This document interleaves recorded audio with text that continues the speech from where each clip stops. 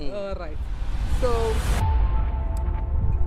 Masechaba lekalake, I was married into the Ndlovu family, which made me Masechaba Ndlovu, and got divorced, and I've reverted to my maiden name, my mother's surname, Masechaba Khumalo. So there are many people out there who think Mpinde ngashada futhi, ngisazoshada futhi, yes. Maybe let's say elinye surname, who knows?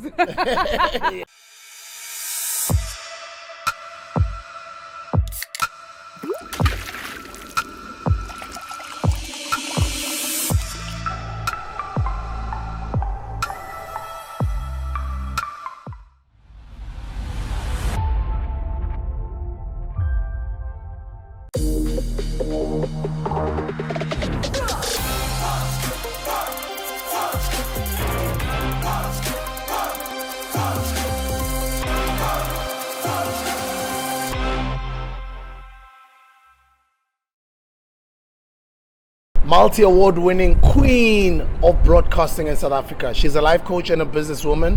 Masechaba Khumalo mtungwa. Thokoza kakhulu. Thokoza koko. Injani impilo? Hayi man, impilo imnandi. You know about homunate mulfathe. And I'm so grateful to be in my prime. And what I mean by that is to be at a place where I'm so content with myself, with my life, and with who I am. The last interview we did was just before I started Mesa Metro. It was the syndicated DJ Spook Breakfast. Hey. I don't know if you remember, it was just down the road here in Rosebank. I do, of course. I could never forget that interview.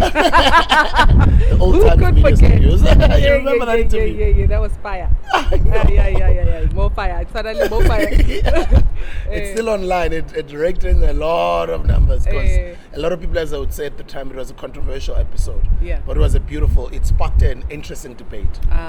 That's a beautiful thing, because it's interesting, you use the word controversial. I suppose truth will always be controversial. I think the interviews where we speak the truth are probably the most controversial because we're not used to people just being able to just get down to the raw truth. Yeah. And that's what I like about, I was looking forward to this interview. We're both radio people. Yeah. I don't want us to be in that radio mode of even when you're driving to a point you want to stop yourself, don't. Yeah. I love listening more than talking. Okay. So I'd like for you to express yourself however long or whichever way you'd like to. Okay. Because it's a podcast platform. Thank you for reminding me. I needed to be reminded, actually. Yeah. Do you miss radio? Do you miss the Metro FM platform? Because I miss it. I miss radio every day. Yeah. I miss radio every day. Radio is me, I'm radio. It will never leave me. Kufana nokuba is soldier, You can call them military veterans, you can call them what you want. A soldier is born a soldier, will die a soldier. So, yes, 100%. This is the most frequently asked question that I get in the streets, even when I was in the government. When are you going back to radio?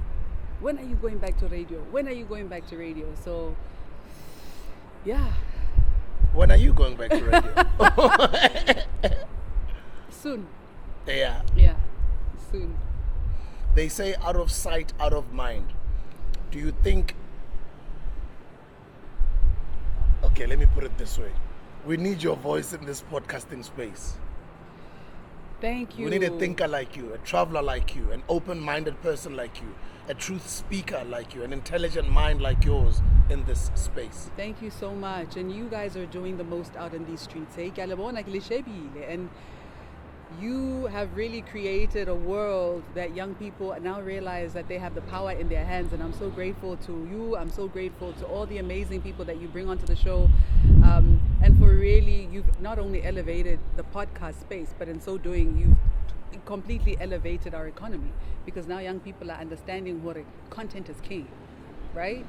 And thank you for that. I think about it a lot, and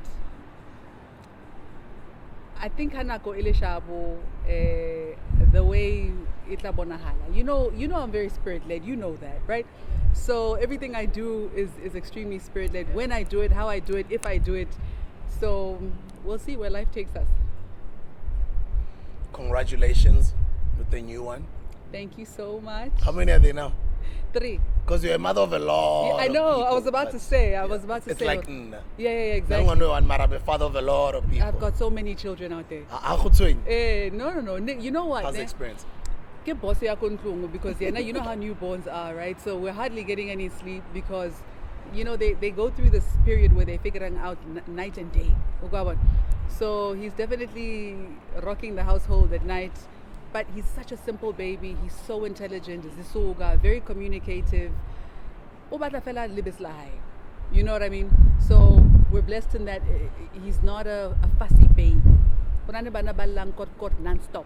But we're very lucky in that he wakes up, he wants to feed, he feeds, goes back to sleep. That's pretty much a cycle. Eat, sleep, cuddle, repeat. Yeah. And that's what I want us to start on, parenting. I know we're going to go back to broadcasting, radio and podcasting. I'd like for us to get into that topic though. But let's start with this one of parenting. We haven't seen you, we haven't heard you in our airwaves in a while. Your number one, your name change. Maybe let's start there, and then dwell more into the parenting part, because I know you love being a parent. Oh my goodness! So the name change. Thank you for us starting here. I know it's something a lot of people wonder about, but some people are afraid to ask. Believe it or not, which is surprising because you would I'm like, how about it?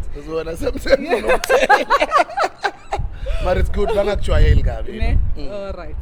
So, Masechaba, I was married into the Ndlovu family, which made me Masechaba Ndlovu, and got divorced, and I've reverted to my maiden name, my mother's surname, Masechaba Khumalo. So there are many people out there who think Phinde ngashada futhi, ngisazoshada futhi, yes. Maybe let's say elinye surname, who knows? But Masechaba Khumalo is honoring the ancestry. My mother is Sibongile Khumalo, not the late Sibongile Khumalo, may her soul rest in peace. They happen to share a surname and a name. Yeah. Oh, now I understand. Yeah. And then whose surname is Lekalake? My father. Your father? Yeah. So it may be confusing because people usually do it the other way around. If you're born with your mother's name, you end up using your father's name. It's usually that way. I have a very dynamic life, very dynamic history, and it's actually the first time that I'm talking about how this has happened, Yeah, because I also don't want you to be afraid of sharing about your African travels, or should I put it exiled as a child. I'd like for you to even, if you don't mind, open to us a bit more about your story, so we get to understand you a bit more of this African sister, because for me, you're a staunch African. Yes, through and through, you know me. So I was born in Lusaka in Zambia to parents Bale Masole. They are military veterans now. They left the country. My mother was 14 years old when she left the country, and she left. Her mission led her to Zambia, amongst many African countries, but I happened to be born there. And so my mother was robbed of her childhood, first and foremost. So you can just imagine what today's 14-year-olds are thinking about. I mean, they're not imagining leaving home, leaving your country to go and take up arms and be military trained to become a warrior, to come back and defeat the apartheid government. 14 years old, she was a baby, so she was robbed of the opportunity to know and be raised in her home environment. But even beyond that, or even beyond that, getting married in exile meant things were not done accordingly. You understand? There is a way that we honor our processes, and there is a way that we live our life as Africans. So if you think about it, marriage, for instance, is a rite of passage. In the same way that birth is a rite of passage, there are rituals that we perform when babies are born, whatever those are. There are rituals that are performed when you become a teenager, marriage, death. There are rituals that are performed when you die. There's a reason why, whether you subscribe to Ancestry or whether you are a Christian or whatever your faith is, but we pray for their souls. We go through certain rituals before we bury them. We don't just dig a hole and we throw them in there, we move on with our life. So in the same way that we have these processes, hamutanyala, they were robbed of that. Imagine in foreign land and far away from their families. So as much as I acquired my father's surname, I didn't acquire it correctly. You understand? So my parents have since divorced. But ultimately, my life from Zambia, where I stayed until I was 5 years old, led me to Soweto, where I was smuggled into South Africa on a false passport, and then stayed Kokasi for some time, and then ended up in California in the United States. And tell us more about the experiences as a young person in the US and coming back into the country. Well, sure. My journey's been quite interesting because I don't know anybody that's had to adapt to so many different lives in one lifetime. And I feel like I've lived the life of a 100-year-old. By the time I was 10, I felt 90 already, But having come into Soweto, I didn't know my home language. Believe it or not, my first language is Nyanja, right? So Haneke Fihla Mona Soweto, I had to adapt to culture Kokasi, not just adapt to South Africa, but adapt to the township, adapt to our ways, And that probably was the best lesson and the best teaching that I could have gotten. But then then I leave and go to the United States around the age of 7, Bomadaso. And having to come into a first world country, not knowing how to speak English. You can just imagine being in the middle of America not knowing how to speak English. So Kimoki Tutilese Soto, now I must learn how to speak English. So it was a whole nother process of adaptation. And growing up in the States for years, I spent my formative years in the US and came back to complete my secondary or high school education and my higher education in South Africa. So, yeah. And this is where in Soweto still? No, everywhere. Came back to live in various places around the country. Yeah. We no longer stayed in Soweto. At some point we stayed in Roodepoort. At some point I stayed in Kibla Park. I recently found out Thabo Bester lived in Kibla Park. Okay. Interesting. Thank goodness our paths didn't cross ever. But at some point lived in... Where else do we live? Mostly Roodepoort, Kibla Park, and predominantly those two places. Everywhere else I've lived were places of my own, but with my family, with my parents, those are the two places that I lived primarily. I always say to people, University of the Streets is extremely important. Yeah. You can be educated and be taught in certain ways, but you gotta have to have experienced life. And I always encourage people to travel. What did traveling and living in all these different places did to you, the person, the adult that you became? Man, it opened up my mind in ways that I didn't even know that it was doing in the process of the traveling. It just was my way of life, not chosen, but that's just the life that I was born into. But it made me more conscious or conscientious of how others live. And when you are exposed to so much, you adapt not only to immediate environment, but you're a person that has a different outlook on life. You understand? Education goes a long way, Bafwethu. And sometimes education is not about books. It's not about textbooks. It's not about tudula go desking go skolong. Purely. It is also about life education. So I definitely feel like it made me a well-rounded individual. Yeah. You speak about being conscious. Where's your black consciousness comes from? Oh, my parents. Next na transition. When we're staying in the United States, papa ka namplela re santsane hule ele fela hore wa itse keng mona ha re buis khwamo in this house.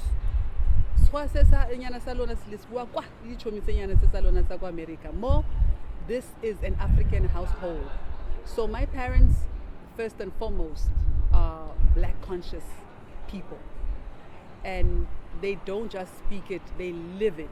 I wasn't allowed to play with dolls because there were no dolls that looked like me at the time. I thought that was cruel when I was growing up because all my friends had dolls, right?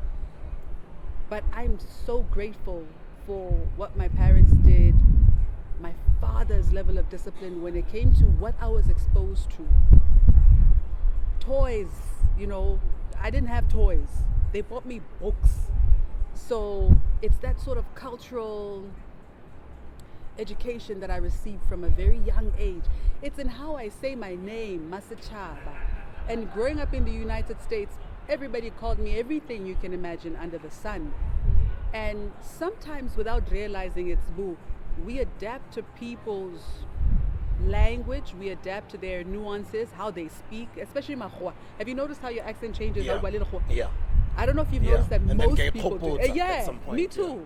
It happens to me too. I related to a conversation Julius Malemo's. I think it's a video that I saw where he was saying, even himself when he speaks to a white person, in the beginning it's like, and then in a few seconds the consciousness comes in like, you can't try those things here with me type of thing. And it happens to all of us. Yeah, of course. So I used to come home and I talk about this friend and that friend, and when he'd overhear me say my name, Nadulang Khalimela, you're not Masechaba or Masechaba, but that's how they call me, and they can't pronounce my name. When you introduce yourself, you say your name properly.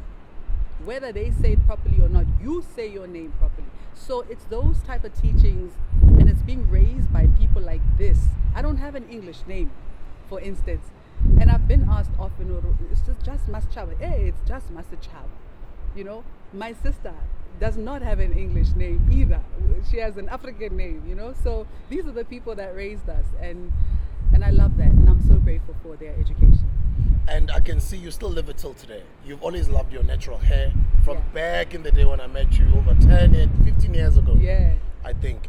We had a great trip to Ghana. The conversations we're having even then. Oh, we traveled to Ghana together. With Noni Gasa. Yeah. It was us, it was yourself. We even were with Damon Dash. Yeah. Back then. You remember? Oh, yes. Remember that trip, right? Oh my God, yes. I was representing SABC Africa. Yeah. Yeah. And that's a what young you journalist. And I want us to talk about that. Yeah. At the time, your conversations were very, very conscious, and at that time I was blown away already since then. Wow. So as your star rose and rose and rose over the years, I've always been like, that mind is amazing. She deserves all the great things that are happening to her career. Thank you so much. Thank you. So I've carried these principles with me since I was born, basically. I mean, from before I was even formed. I think their ideologies, their way of life, how they do things, how they carry themselves, how they represent this continent. It's in you, it's in who you are, it's in your DNA. Yeah.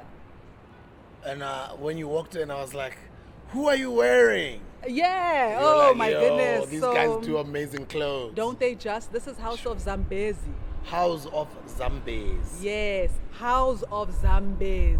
Oh. Where are they based? They're based in Randburg. Okay. Yeah, so make sure you go to all my socials and find House of Zambezi, and they are at House of Zambezi on Instagram and on Facebook as well. I tag them in all the pictures that I'm wearing them, and you can find their exact location. House of Zambezi. Hey. Okay, let me follow them. How come I didn't know? Wow. Yeah, right? Wow, their jackets, their coats. Yes. Wow, Killer outfits, bomber jackets for days, very Afro chic, unisex, beautiful, futuristic Afro wear. I love it. Stunning. Yeah. Nice. Yeah. And big up for collaborating with local brands, local designers. Of course, always. That's the one thing you and I have in common. Well, one of the many always things. been like that. Yeah. Always been like that. Yeah. And I'm proud of you and continue. Thank you so much. And I think singakhuluma kodwa izenzo zethu. Izenzo, Joe. Makes the That's difference, what right? makala how Africa Day. Funny enough, on this so-called Africa Day, I appreciate what it stands for and what it represents and all that. However, in terms of this notion that we need to dress as Africans on Africa Day, this for me is problematic, because Africa Day is every day, Joe. Or at least it should be. Yeah. We will understand. Yeah. So, and people are usually raiding my wardrobe on Africa Day because I'm like, that's who I am. You know what I mean? Oh, actually, I want this. I want my accessories back, all of them. Yeah. For me, it's kind of like the same as Valentine's Day or any of those types of days.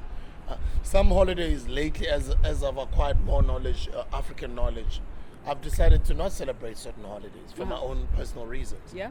And it's a beautiful thing to be awakened. Like which knowledge ones? Knowledge of self is incredible. Yeah. Which like ones Christmas. don't you I don't celebrate Christmas. Okay. Yeah. Got my own African reasons. Yeah. And I'll put in African before, and those who can relate probably understand what I'm talking about. Got you. I got you. Valentine's Day as well. Yeah. I love my people every day. Yeah. I show that love. I express it every day. Yeah. There's certain holidays, and other people get touched if you don't. And other people, like, why do you get touched over how other people are living their lives? Exactly. What's your problem, Joe? Like, live your life. My thing is the schools, because I have children, school-going children. My problem is how they overemphasize the significance around these days. Mara obone when I got June 16, the day before, they're not going to be conscientizing kids about why it's a public holiday outside. I asked my kids, do you know why June 16 is a public holiday? So, they don't teach them. Mara, I had a Valentine's Day already note as parents, they must dress and rare. You understand? Yeah. They get taught about Valentine's. Like, what are we doing? What are we doing? So there's not enough consciousness, and I'm sure the parents know me by now. I'm that one, you know? Yeah. But it's a very valid conversation that we need to have. We're being let down and we're letting down our children. The fact that education is left to me and in my household, imagine if I wasn't that conscious. I sit them down, we go through YouTube and I look for those documentaries where I can give a balance and nicely about our history, where we come from and the reason why we are here today and how things were for our grandfathers, but also most importantly, how things were before apartheid. Because our education, our lives did not begin with apartheid also. So there needs to be an understanding of who we were before colonization, you understand? So it's a pity that our education system is swak, and I can say this because I'm not in the government anymore, but it's the truth, So what needs to be said needs to be said. Why are you no longer in the government? And what were you doing in the government, for those who don't know? In the first place. Because we're on YouTube, sometimes you find you've got an audience from Kenya, audiences from the US. Some of them, they don't have the history. Yeah. So sometimes I speak to my guests and I assume the audience knows. And some people, they write there. Yeah. Some of them, they ask for subtitles. Yeah. Some of them, they're like, what were you talking about when you guys were saying 1, 2, 3, and 4? You know? So you were with the South African government? Yes, I was. So I was with the South African government as the spokesperson to the then Minister of Sport, Arts and Culture, Minister Nathi Mthethwa. So for the last 3 years, up until March recently, I've been serving in the ministry, and it's been quite an amazing, challenging and exciting space to be in. But I've left the government to come back to the private sector. And more than anything, my job was a calling, because, and this is very important that I actually talk about this, a lot of people surprisingly don't know that particular job in the ministry, that is a political appointment. So meaning that the job is not advertised, you don't apply for it, you are headhunted, and it is the prerogative of that specific minister to hire who he wants to in his office for the term of his office. Yeah. And let's talk about your experience in government. How was it? It was interesting, it was difficult, it was exciting, because no 2 days are ever the same.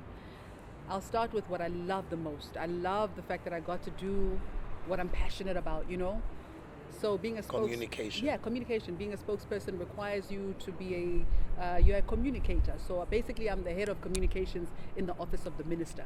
That's what my job entailed, and specifically my key performance areas were anything from drafting statements, coming up with PR and communication strategies around the minister's activations, as well as media interviews, television, radio interviews, speaking on behalf of the minister, as well as facilitating and organizing media briefings, and generally forming part of the advisory panel of the minister, but more than anything ensuring that his work gets out there to the best of your ability, and working hand in hand with the communications department within that specific department of the government. Nice. And the challenges? The bureaucracy. So government is government. You know what I'm saying? The red tape, everything takes so long, even internally. So it's a different culture. Now mole at the speed of 190, you want to go. You know what I mean? Like you want to break down doors, you want to make things happen, you want to change things, and you're wondering like, why can't we do this? Why can't we do that? But this is easy, but here's the solution. But we could just change this. We're the government. It doesn't work like that. And I feel like so many people were let down, and that they had so many expectations resting on my shoulders. As a person who comes from the creative sector, I feel like there was a huge expectation. Well, Masechaba, there's light. He's gone and hired the right person because that one will represent us. People don't know what I was doing behind the scene, behind closed doors. I was known even inside as the problem child. Are you serious? I'm telling you the truth. In the meetings, with my voice, giving my opinion, putting my foot down, driving the narrative of the artist, of the creative, as much as I possibly could. But you have to understand that within a certain culture, there's only so much you can do. I'm surprised I didn't lose my job, actually. I'm telling you, I'm actually shocked that I was there for as long as I was, because every other day I literally felt like, okay, now I'm gonna be fired. Now I'm literally I wake up and I still have a job. It was a shocker to me. What are some of those things that you thought you'd be fired for?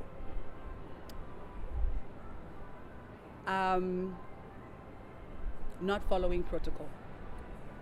So in government, protocol is everything. You have to follow processes, you have to follow protocol.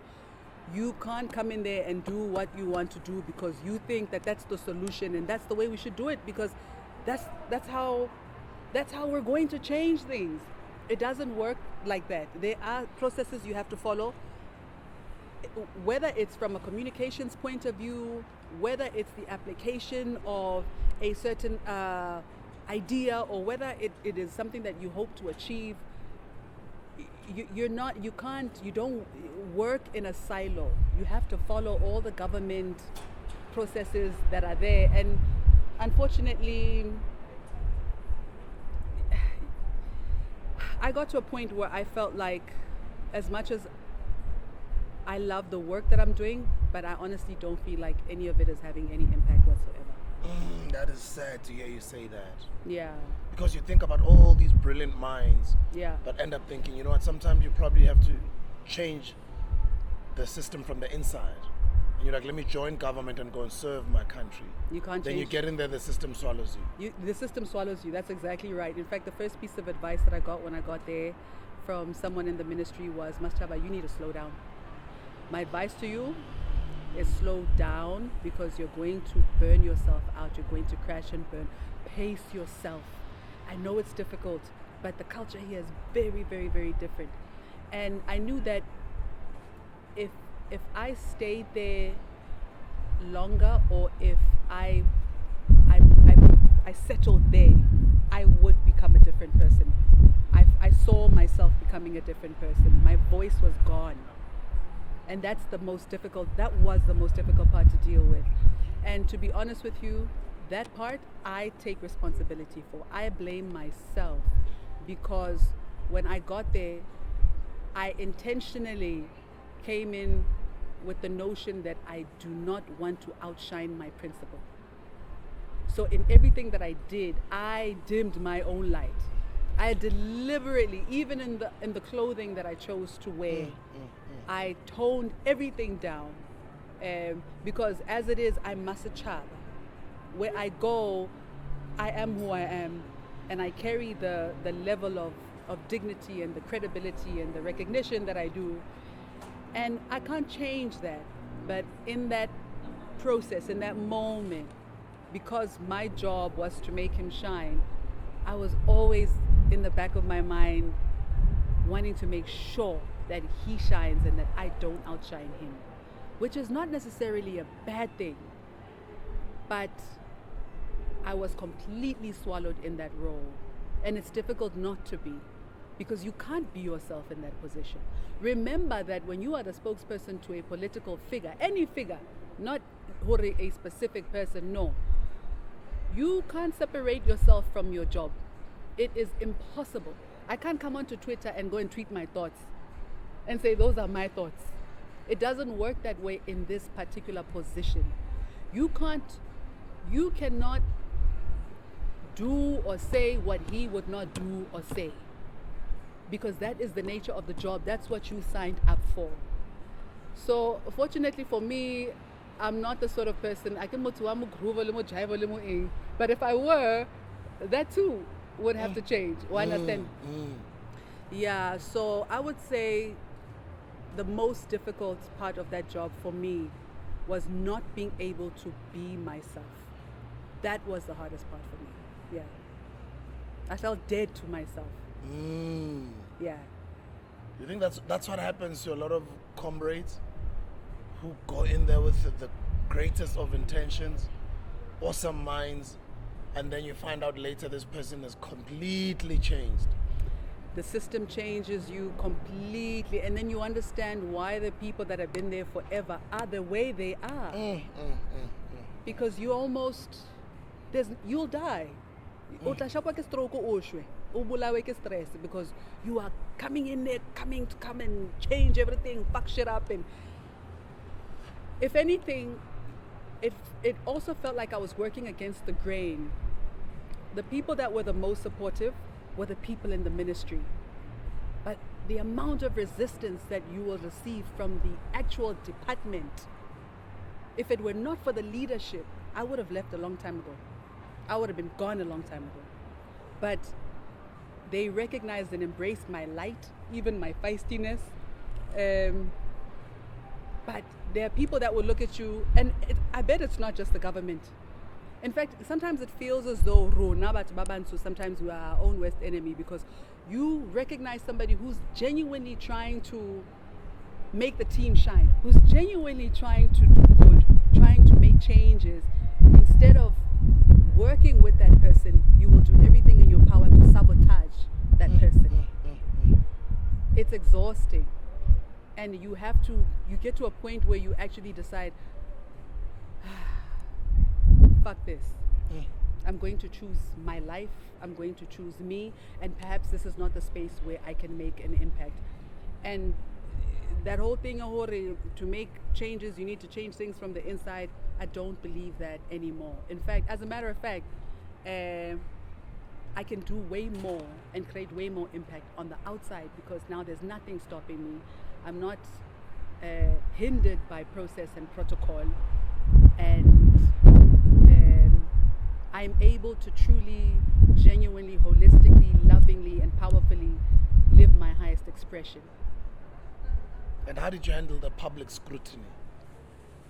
Now I've got thick skin. Yeah. That was the easiest for me to handle. I think I was born for the job, actually. Yeah. Because anybody else would have truly crumbled. Yeah, because Minister Nati took a lot of flack. He took a lot of flack. Siyabong. Took a lot of flack. To the point of, there are days when I would look at the entire situation and try and look at it from a bird's eye view. Number one, and I'm not saying this because but Unyambose, was a damn good leader. A damn good leader. Now, there are a number of things, and I don't want to get too much into, government conversation. But from a leadership point of view, he's a good leader. He's a great politician. Truly speaking, there is a lot that was achieved through the department. and a lot that was needed in order to change the sector, a lot that still needs to be done. Good luck to the current minister, Zizi, and I wish him all the best in his tenure. But sometimes when I looked at the amount of flack that Nyambose received online, I felt like it was unreasonable. If you're going to bash someone, bash them give them constructive criticism. And utleli point, you understand? Point A, B, C, D, E, F, G. A lot of what I saw was people jumping on the bandwagon and not someone coming with an actual legit argument to say, this is what we think you should be doing with the influence and the power that you have. This is how we recognize that you've done X, Y, and Z, but we also feel that you should be going in this direction. So I'm trying to get people to think about how to engage ministers or anyone in a position of power. It's not about what you say, it's how you say it, both from what's coming out of your mouth, but also from the platform that you use to engage. To swear at a minister on Twitter is not showing leadership even in yourself. But find research on how to actually get the attention of people in power and how to communicate your needs to them together as a group. And the people that are complaining, believe it or not, are usually people that have benefited, number one, from that particular department, which I can tell you, I'm not going to mention names, but people who have actually benefited, but I didn't come and say, hey, I'm a beneficiary, and then come in, but they're coming back when they want more and they're not able to receive more. But secondly, I've noticed that also there's a failure to organize ourselves as creatives. I'm not talking about some of the existing national organizations, BOSIFs are doing wonderfully, but I'm talking about the creative sector in general. Do you know that this is the most divided sector of any sector? Look at the sports fraternity. Look how organized they are. Organized. So another thing that I need to educate, because now, Linda, I know better because I've been on the inside. It is not the job of the government to organize the sector. It is not the job of the government to intervene in problems. In fact, the government is not allowed to intervene in sectoral issues, as a matter of fact. Unless if it has reached a crisis point where now all avenues have been exhausted. But there's actually laws preventing ministers from intervening in things that are to do with the running of that particular sector. And many people don't actually know that. They can't get involved in contractual issues, study artists, for instance, who understand that thing. Yeah, so I would also like to implore people to read, because one of the things that I noticed from my position is that there's so much that's been communicated, and there are so many things that are available. There's so much information that's available online. It breaks my heart that a lot of our artists don't take the time to read the statements, read the newspapers, educate yourself about what's happening in your own sector, and about the processes, the government, but also, most importantly, about the programs that are available, that are out there. Yeah, so. You say some great things were done. What are those for those who don't know? Yo, Zbu, I mean, for instance, where do I even begin? There is a fund called the Mzansi Golden Economy that's available for artists. It's important for me to speak about this because I don't even know about it. Tell us. Mzansi Golden Economy, artists should go to the website DAC and go and find out when this funding opens. I mean, it's available to artists across various spheres, whether you're a visual artist, whether you do traveling shows, whether, there's just a whole range that is covered within the artistry sector. There's the Mzansi Golden Economy that's been there forever, that's given out tons of money to artists. There are a lot of success stories, and I have to also say that the government can do a very bad job at documenting its own success stories. That is another problem as well. So when it comes to having a brag board, I think that's an area where that needs improvement. And then the many other things I believe were done. I mean, if you look at a sector like hip hop, I mean, a person wouldn't take hip hop into consideration if you're not a hip hop head. But hip hop has been taken so seriously that the first ever of its kind hip hop museum was built right here in South Africa that benefits the entire sector. Is that the one that's done by Osmic? Yeah. Oh, so the government got involved in that? Yeah. Oh, I didn't know. Did you know that? Oh, no, I didn't. You see what I'm saying? Yeah. So there is. And big up to Osmic for pioneering the museum. Yeah. And big up to the department for supporting it. I didn't know. Yeah, absolutely. So if you go onto the departmental website, you'll see how many different programs, how many initiatives are there available for artists, you know. So I would just implore people to really just visit the website and tap into it. My wish is for the department to put contact numbers that people can access, you know, so you know who to call.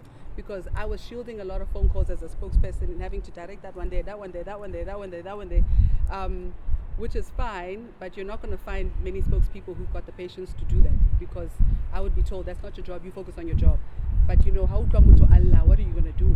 You know, you've got to help where you can help. So also this communication goes both ways. Let's educate people about how, who, you know, which way to go when it comes to accessing certain things. If you were to give advice to the new Honorable Minister, Zizi Kodwa, what would you say?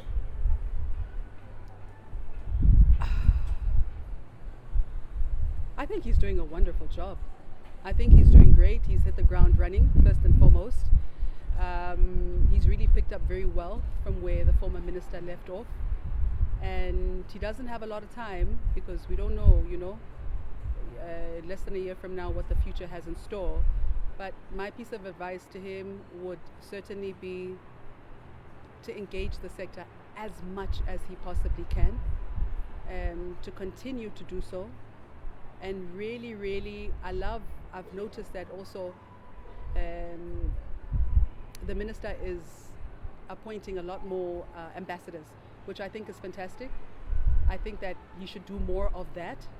And I certainly would encourage him to continue to be present in the media spotlight, because it helps a lot to be as visible as he is, you know, and never slow down on that, because the more that the actual minister is out there and visible and is seen and is embracing, you know, media, the more the stories get out there and get told. Now let's come back to broadcasting, Metro FM. Yeah. How did that happen? I was approached. I resigned from Power FM. The news spread like wildfire. And I was approached by the then station manager of Metro FM, Sibongile Mtyali. And she called me and she asked for a coffee. And of course I was elated, because I knew it can only mean one thing. She doesn't know me, so why is she asking for coffee?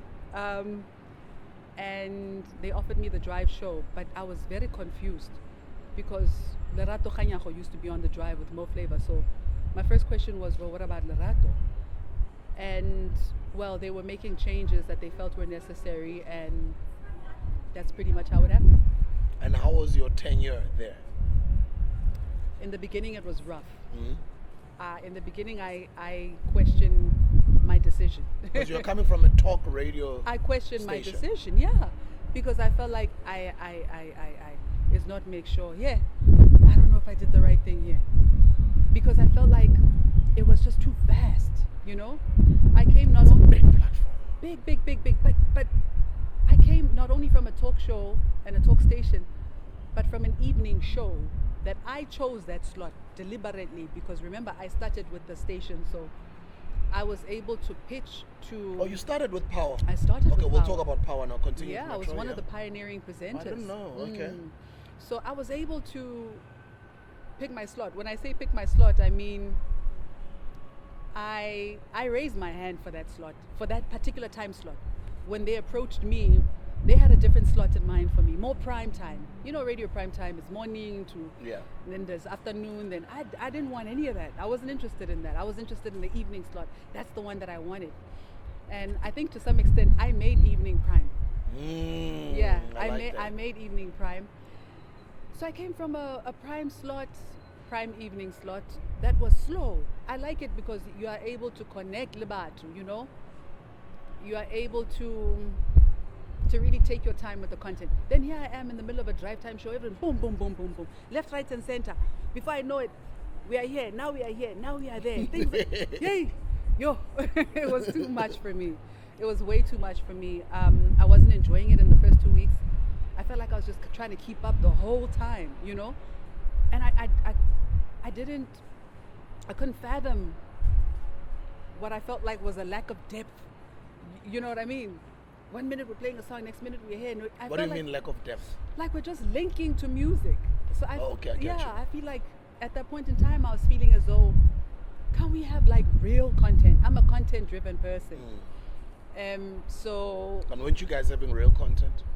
I found it with content. You found it more entertaining? It was more entertainment. Yeah, it was more entertainment, but we were then able to meet as a team and put together ideas to create a new drive show. Okay, I get you. For instance, we created a slot that focused on entrepreneurs, where entrepreneurs I remember that slot, got to pitch their businesses for 30 seconds. I remember that, yeah. Because my argument was, I get that we're here to entertain people, but we can educate them while we entertain them. Can't be doof all the time. No, we can't be skr the whole day. So we have a mandate. We work here at the SABC. This is the parastater. We have a mandate to uplift as much as we do to entertain. So I truly believe that we can empower people while we're entertaining them. So we had that slot, and then I pushed for more profile interviews. The first argument was, but we don't have time, it's fine. We can be in and out of the interview, surely. And the other thing is, Mo, he's a darling, but he's totally different. We're different, completely different people, especially as broadcasters, shout out to him. He is a consummate professional, Mo Flavor. Anybody that's worked with him will tell you. He studied radio. Let's just start there. He understands the structure. He respects the platform. He's always well prepared. And I have to emphasize this because there are many people in the space that disrespect the platform, that don't deserve the jobs that they have. And we know who some of them are, and we don't know who the others are, but there are many out there. But we're different in the sense that Mo is an entertainer, and I came from a news and current affairs background. And I think that's the reason why some people felt like this can't possibly work. But actually, it's the reason it worked, because we complemented each other. But I constantly had to remind myself not to get swallowed and become something that I'm not. So you be you. They came to you. So you stay Masechaba and allow Mo to be Mo. And it worked out. Now you were a part of history, actually, because I remember when Power FM first went on air.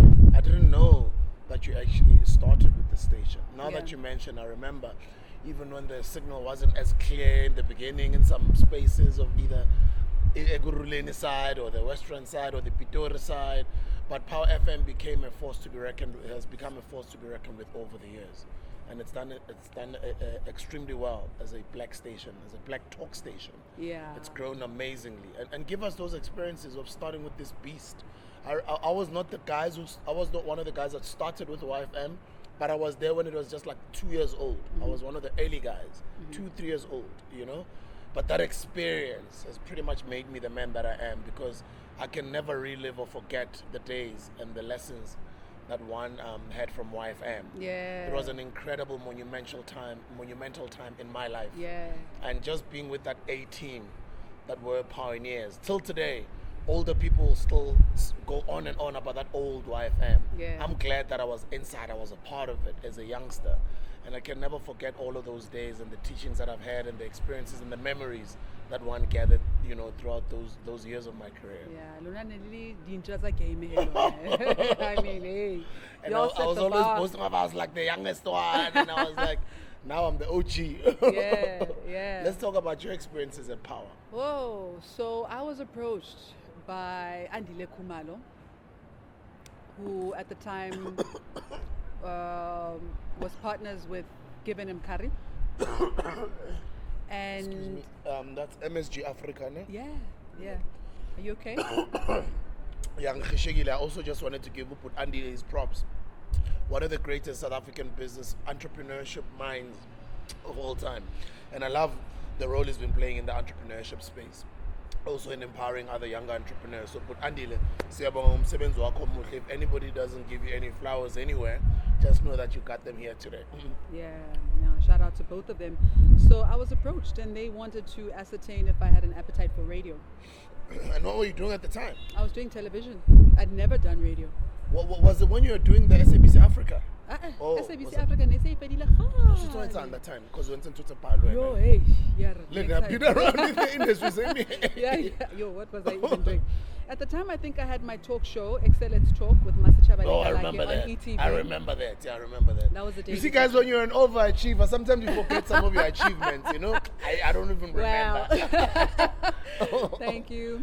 So they approached me, said, do you have an appetite for radio? I was like, do I have an appetite for radio? I always knew I'd end up in radio. I just didn't know where. Because at the time, I didn't recognize any platform that could be a good fit.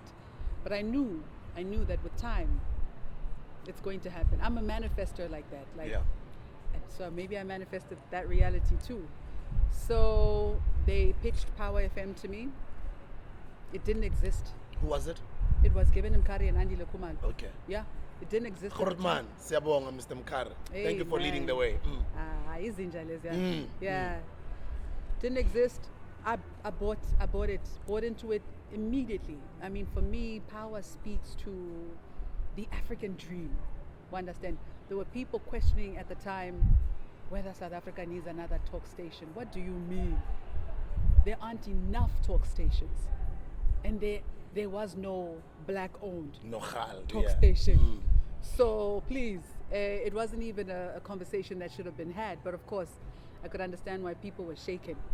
And it was such an honor. It was an honor to be chosen.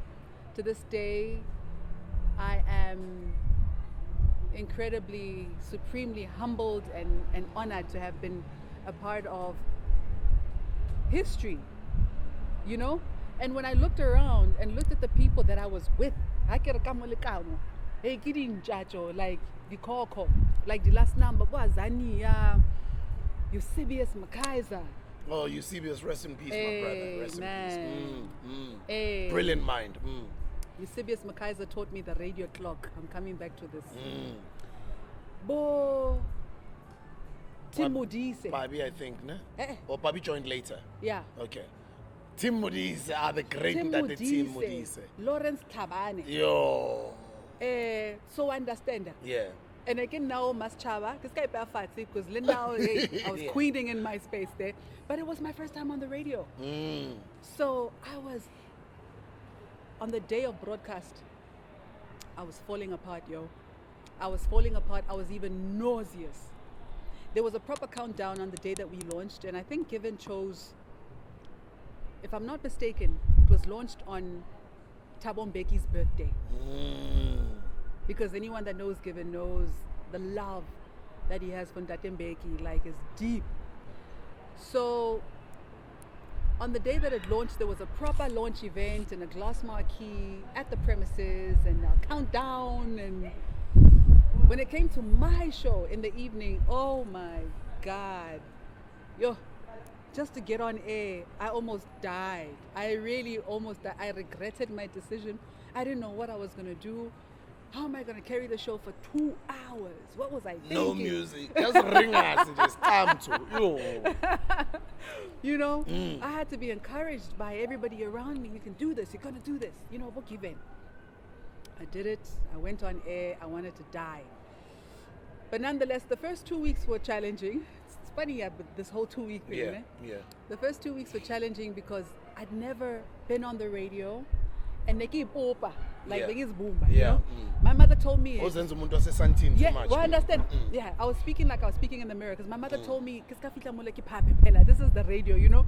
So I had that in my head. And so when I got on the radio, I'm trying to be sexy on the radio, you know what I'm saying? So given what at some point, I don't know which night it was that he was listening, and he said to me, point blank, he says, leadership, what the fuck was that? Yeah. Be yourself, man. What the hell was that? Yeah.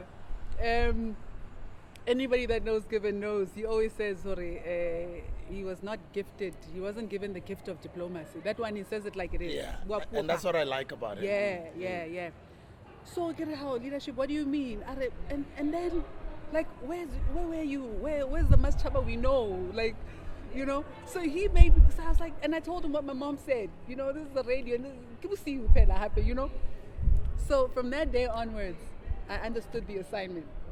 And I learned very quickly that radio, A, is different to television. You're not a presenter when you get to the radio. You're talking to people. In fact, you're talking to one person. To one person, thank you. Right. That's the number one radio rule, guys. When you're on radio, you're speaking to one person. Speak as if you're speaking to one person. So when the listener is listening, they can actually hear you speaking to them specifically. Yeah, Given Mkada taught me that. Yeah. And Eusebius Makaiza taught me the radio clock. The clock. Yeah. I didn't study radio. Yeah. I studied journalism. Yeah. And mass media and video broadcasting. So Eusebius and he agreed to take me under his wing. So we had a date. We went to Santon Square, and he literally drew the clock. Literally, like, drew it for me and explained to me that at the top of the hour you must always introduce yourself. All the basics station of radio. ID, show ID, your exactly, ID, right? Yeah. Next topic, date, throw forward. time, He taught me all of that because I was shaking, and I said, "You see, I've never done this before." And he's like, "But you're a broadcaster. You're a broadcaster. The only difference is the clock. If you understand the radio clock, he always told me that I'm a natural. You're a natural, Just understand the clock. You're gonna be just fine." And he taught me the clock. I mastered that clock. In fact, I had that drawing with me when I went on air to make sure. Isn't it that all radio people, even if you don't have it in front of you, even when you're not on radio, you can actually see that clock, even now as we're talking about it. You can see it. You can even see that scribble of paper where he was showing you, right? I also remember that clock when Greg Maloka was teaching me from back in the day. And I get so annoyed when people don't respect the clock. Because that's also when the clients are waiting for their ads to come on. Exactly. And the clock teaches you that at this station, depending on what station it is, Yeah. we play ads at this time. Absolutely. And you are given a leeway maybe to go a minute over, but not too long. I know, right? Because the clock guides you. It's the guideline. And there's a of how your particular radio broadcaster sounds. that I'm always shouting at, even when I'm just listening, because I'm a huge fan of his. Shout out to Thibaut Touch. I love you. I love you very much. Thibaut Touch. And the radio clock, I don't know what happens. I think because the content is so amazing and he gets so excited. And we all do. Yeah. We all do. It happens all of us. And then the whole time I'm like, reintroduce your guest. Who are you talking to? Because this is so interesting. I feel like since I've been listening, I don't know who you're talking to. Yeah, because other people come in at a certain time. You know how radio is. You're jumping in and out of the car. And then depending on what station it is, also the time spent listening, they call it TSL, right? Yeah, time spent listening. And they would say 15 minutes. So every time, always reintroduce your guest. Just because other people might just have tuned in at that time. Exactly. Just imagine that, every 15 minutes there are new people that are jumping on. Yeah. So, I'm really, really grateful to Eusebius. My goodness. Yeah. So that was the power experience for me. It introduced me to my voice as a radio broadcaster. Yeah. And the most important lesson that I learned there, because my biggest fear when I joined radio, and especially because my introduction into radio was right in the deep end. Talk radio. Nana ukaleka talk radio. Zisuga fela, But that was proper training. Yeah. So my biggest lesson was be yourself. Be yourself. And people will either love you or hate you. Because my fear when I went in was, what if they don't like me? And it's a fear in the back of your mind, or now I'm naked now. Because when you're on radio, you're naked. You're either going to hide behind a persona, which is whack, because people don't know you. They don't get to know you, or you're going to completely be yourself and take that risk of having some love you and having some not like you at all. And I'm so glad that I took that risk, because I discovered the power of being myself. Yeah. Where were you when you heard about, sadly, Eusebius's passing? And what did that do to you? Hey, Jesus. Mentlizio was sad, Yo. I was very hurt. We came up together and we're pretty much the same age with Eusebius. And always been of these two worlds. He's just been this intellectual, academic debater, Yeah. Yeah. We've always just shown each other love and respect and admiration over the years in our careers. Yeah. And he's the first person to give me an interview on 702. I didn't even expect it. Sure. I was like, oh, you see me as a coconut. Yeah. Coconut layer. And he gave me that platform. And I was like, wow. That one was hood. Ghetto like that. Rest in peace. Yeah. Where were you? Tell me. I got a call from my ex-husband. Yeah. I was at home. Yeah. Mr. Busindlovu. He called me and said to me, hey, Joe, you're not going to believe this. So I yo, hey, fella, 2 people you know have passed away. And he knew how close I was to Eusebius, especially during the days of power, you know.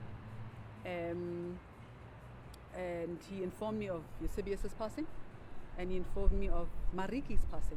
May her soul rest in peace. Mariki, yes. Yeah. May her soul rest in peace, yes. I wasn't very close with Mariki, but I loved her. I loved her. I loved her energy. I loved the fact that she spoke fluent Vernac. Yeah. As a white person. Yeah. It was really nice. Yeah, I think that's one all of the, white people should be speaking fluent. you know what I by mean? now. Like, Aye, South Africa loved Mariki. Yeah, exactly. I So I was at home, and honestly, I was numb. I was so numb that even to this day, it's the first time I'm actually speaking openly about my relationship with Eusebius. You know, when everybody was going to Twitter to tweet their sentiments, which is a beautiful thing. You know, when someone passes, that we're all going there to go share what we remember about the person. I love that. I couldn't even tweet. I told my partner, I had no words. I still have no words. In fact, thank you for inspiring the word. It's the first time I've opened up about it.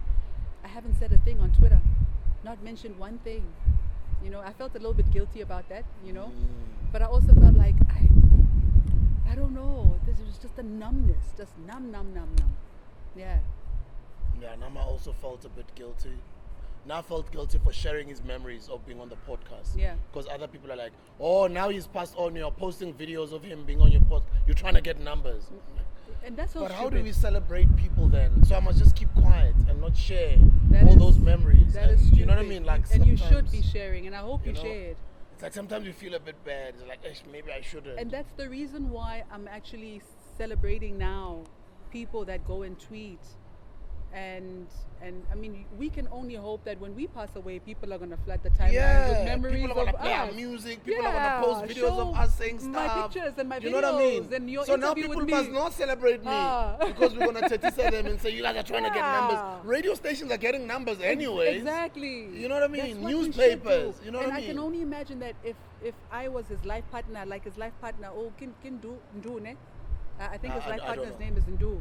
And my sincere condolences to him on the loss. And condolences, yes, to Ndu and the family. Yeah, my sincere condolences. I can only imagine how much comfort that must bring him to be able to go to the timeline and to see all these pictures and all these videos, and you know, so it doesn't matter. Share. Yeah, share. Now, guys, the day I pass on, share, play my music, play my videos, and now I know I'm gonna live forever. I always say to people, immortalize yourself. Yeah. Create evergreen content that will forever be relevant for many years to come. Exactly. Now I know that's what I'm doing with my life. So the day I die, that day, guys, make sure, like, you're just making sure. Exactly. You must make sure you celebrate your uncle, your krutman, your time, your brother, smooth. Yeah. Don't be afraid of it, guys. Sure. You know. Sure. Yeah. While still in broadcasting, why aren't you podcasting? You've got an incredible mind. You're a very opinionated person. You're intelligent. You're well-spoken. You're articulate. You've traveled the world. You've got a lot to share. You're a broadcaster, for crying out loud. Why are we always consuming? Yes, it's great. All of you guys create your platforms. But all of you guys also sometimes all want to do entertainment content, which is great. We know that it gets numbers. And you follow the trends of what's trending, and that's good, rallies you numbers. But sometimes you're just chasing your tail because you're not creating evergreen content where you're just in your space that is not just following everybody else. Now we must all talk about whoever's trending. Now we must all talk about gossip and entertainment. Guys, there's people like Masechaba where we're like, but I sent that to Gokos Koten. I'm so proud of you, by the way. You started that podcast and you're killing it. Gokos Koten Siabong. It's called the Venting Podcast. Yeah. she came to the podcast like this, and I told her, when are you starting your podcast? Yeah. She's killing it now. I think now she's on a 10th or 20th episode. Yeah. Where are you? What's going on with you? Because she's on her lane and she's killing it. Yeah. And I know that if you were to start as well, you will go into that lane that not many have explored. I don't have an answer for that question, but just to say that I'm in the process of praying over my next moves in life. And I say moves because there are many things that I think about. There are many things that I want to do. There are many things I'm in the process of doing. I think if I'm meant to do a podcast and when the time is right, maybe I'll do it, maybe. But thank you for planting the seed. I really appreciate it. Yeah, no, I take my hat off to you guys, I really do. I could say, I don't know why I'm not doing that. What's it?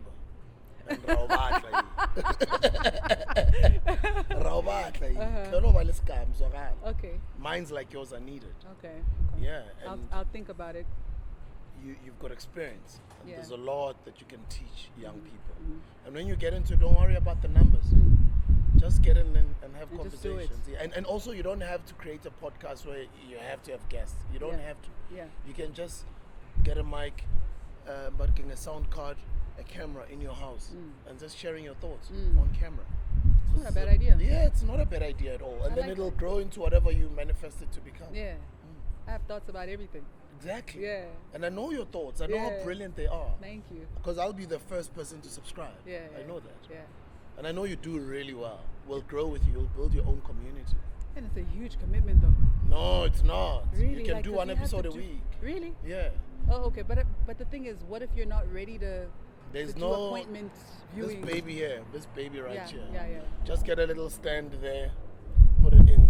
Yeah, Just speak to this baby but it right means here. if I start now that I must do it, got until. Because see you've what got I'm- thoughts every day.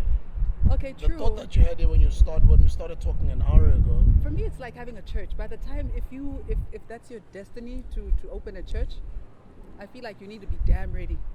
No, you created content Monday to Friday on Power. You created content Monday to Friday Yeah. on Metro FM. You created You're not content, buying you my story. communicated with the government. Yes, because and like waiting for the right. There's no right time that's coming. The right time is now. Wow. Yes, maybe try it. Just broadcast a couple of videos. Yeah, Say a couple yeah. of things. It doesn't even have to be the whole hour. Yeah. It can be like I started sharing morning wisdom or sort of motivational messages on my on that DJ Sbu YouTube platform, where I call it the 5 a.m. club.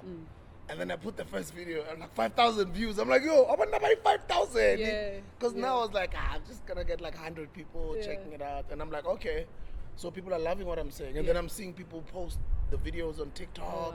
I'm like, okay, cool. And then I do a second one. Speaking and then the of third TikTok, one. You know my what I mean? mother sent me an article just today, like literally. Yeah. Well, I woke up to it. She sent it last night, and it's about the most influential TikTokers. She's like, Yeah. my child, I know this is not really your thing, but I can't help but think of why you are not in a space like this with your kind of content. Exactly. My own mother.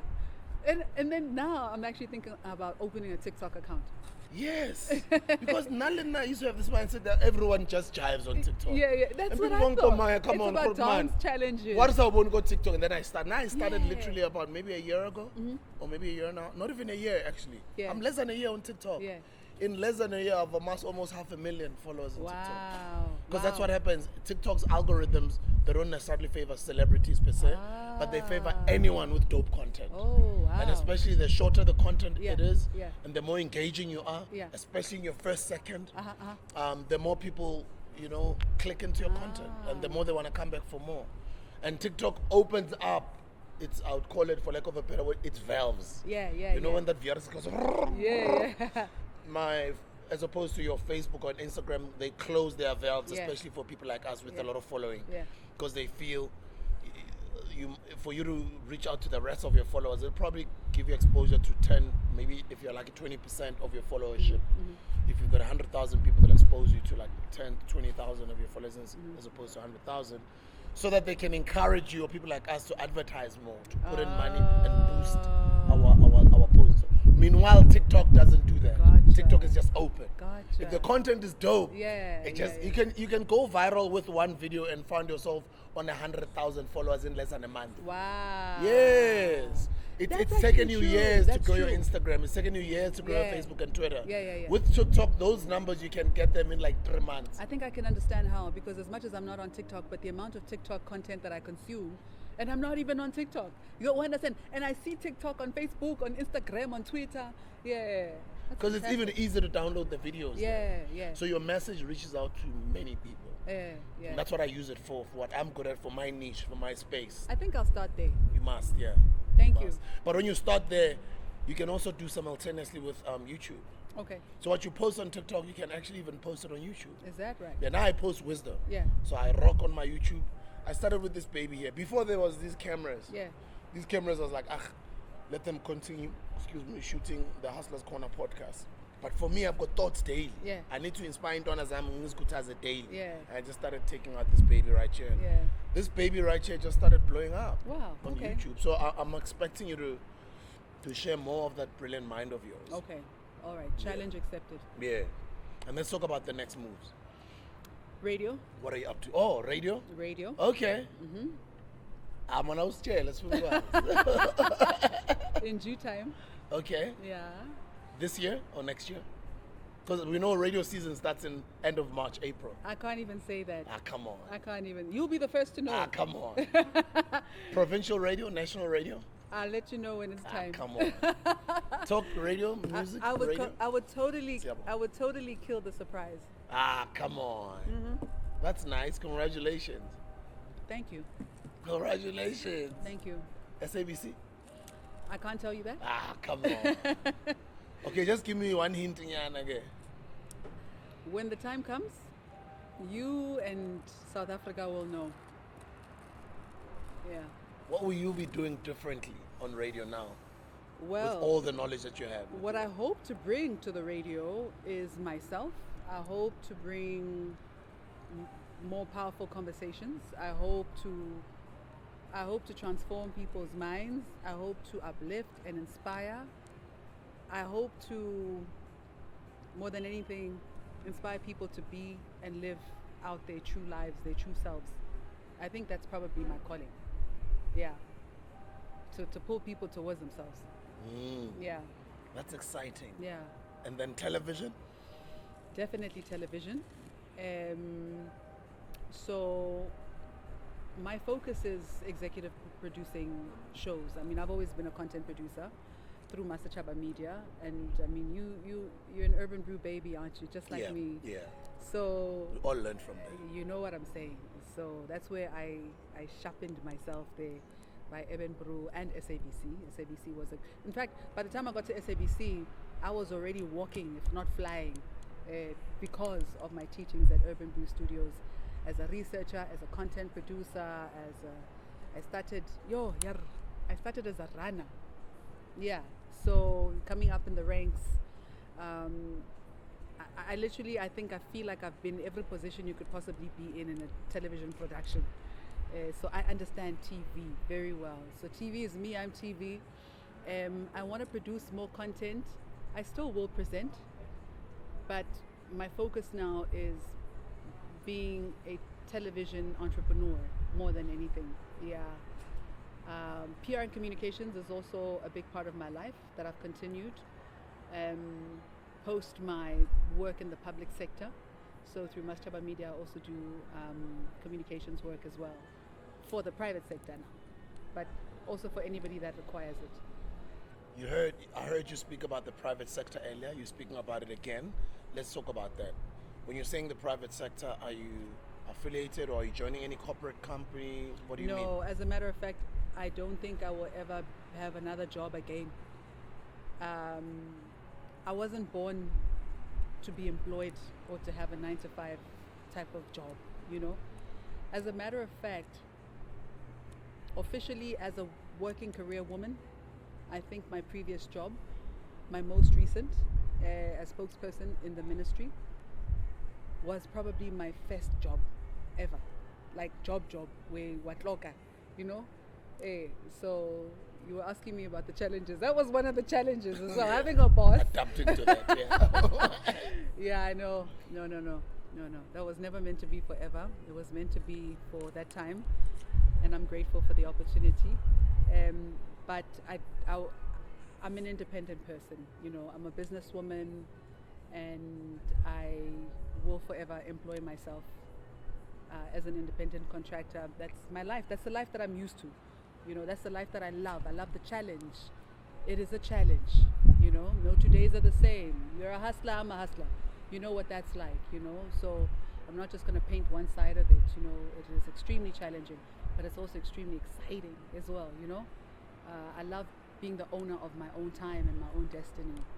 So, and creating opportunities for other people. I like that. As a business person, I spoke to you off air and I told you about at Massive Metro we rented in Rosebank and how Rosebank literally developed in front of my eyes. And I'm not proud of myself that I didn't participate in that boom. You know, some people are older, they'll tell you about many decades ago of the gold rush of when certain people became rich. And now there's this podcast rush, which is actually making me excited to see a lot of young people getting into podcasting. Some are going to be bigger than others. Some are going to be rich out of it. Rosebank literally boomed in front of my eyes over the past decade. And I'm not proud that I did not participate even in just grabbing one property in Rosebank, you know? As a matter of fact, I sold a property, which was an apartment. But if I could have done things differently, I would have bought even the house that Massive Metro was broadcasting from, because the opportunity that was there earlier and what the price was, as opposed to when we were leaving, and what the price was and what Rosebank was becoming, incredibly amazing for people who got in early, incredibly amazing for property owners in Rosebank, because the value of Rosebank has just exploded, right. Amazingly so. And it was quite an interesting conversation that I had with you earlier. That you you invested in Bryanston, yeah, which is prime. It's a prime suburb in Johannesburg. Yeah. Congratulations for that. Thank you so much. Thank you. Congratulations. Thank you. That was a good move. That was a really good move. At the time, I was actually looking for a business property, and interestingly, I bought the property from the late Musa Manzini. Oh, the great Musa Manzini. Oh, Musa Manzini. Which year ago? I don't know. 5 years ago? 5 years ago. May his soul rest in peace, man. But we need to celebrate. I didn't even know. You mean the year that I bought the property? No, I'm saying the year that he passed. Oh, no, he recently died. Like now. No. It's just after COVID, no? Just before Eusebius. Everybody's dying, Joe. It's like boom. 2 weeks before Eusebius, Washokofala Musa Manzini. Yeah. And let's talk about that. It's an iconic property. It really is. So of the value is already high. I mean, the great Musa Manzini, Masechaba, Khumalo. That says something to the property. Yeah, absolutely. So I bought this property from him. We met through my ex-husband, interestingly enough, because he was aware at the time, we were not married, that I was looking for a property to invest in. But when I got to the property, I fell in love with the property. I ended up living there. I was like, nah. I wanted to develop it at the time, but then I found it. I thought, this is my home. This is home. Because that house, as much as it's in Bryanston, but you feel like you're in there's just nature. You know, my backyard. On the other side of my backyard is a bird sanctuary. So it's a protected part of Bryanston. And because it's the older part of Bryanston, the yards are big. So it's like a mini little plotinyana, you know. So there's a lot that can be done with that space. And I have to be honest, I'm also guilty, and I'm grateful that I changed my mind about, you know, the property. I've been wanting to sell it for the longest time. Is it? I'm telling you the truth. I can go on the whole day. But you know what? I love the fact that we call it a cliffhanger. You didn't want to reveal the next moves, which will be revealed very soon anyways. It's inevitable. we didn't get into spirituality, which I wanted us to get into. I know that we've been speaking for quite some time, so let's leave that for the next interview. I'd love for you to come back again. Oh man, I would love to come back again. So I'm certainly looking forward to being back on this platform, and I'm so grateful for the opportunity, and I'm truly, truly honored to be in your presence. It's always very enlightening and very impactful when we come together, and I love the work that you're doing, so keep it up. Yeah, well, cool. And lastly, I want you to look at that camera over there and speak to a Masechaba 20 years from today. I'll send you the video. What would you like to say to that old iconic woman over there? You're speaking to yourself. Yo, wow. Hey. Masechaba 20 years from now. I'm proud of the woman that you've become. And I can only imagine how much more inner power you have now, 20 years later. And I certainly hope that you continue to inspire others to find their own inner light and to live their lives unapologetically. Yes, when I can. And lastly, what would you like to say to South Africa? You're wrapping up words. I'd love to say thank you. I'm so grateful to every single person who has ever shown me love, to all the people who love what I do, who love what I'm about, who love what I represent. I'm also equally grateful to all the people who have cast aspersions or doubt on my existence because they disagreed with me or disagreed with what I have to say or what I do or how I do it or how I live or my position on certain things, because there cannot be an existence where only one opinion matters. I'm grateful to the naysayers, I'm grateful to the lovers, and I love South Africa, and I certainly hope that we continue to be robust in our engagement as human beings. Mwah! We love you, Sister Masechaba. Boneni. Thokozani. Thokozani.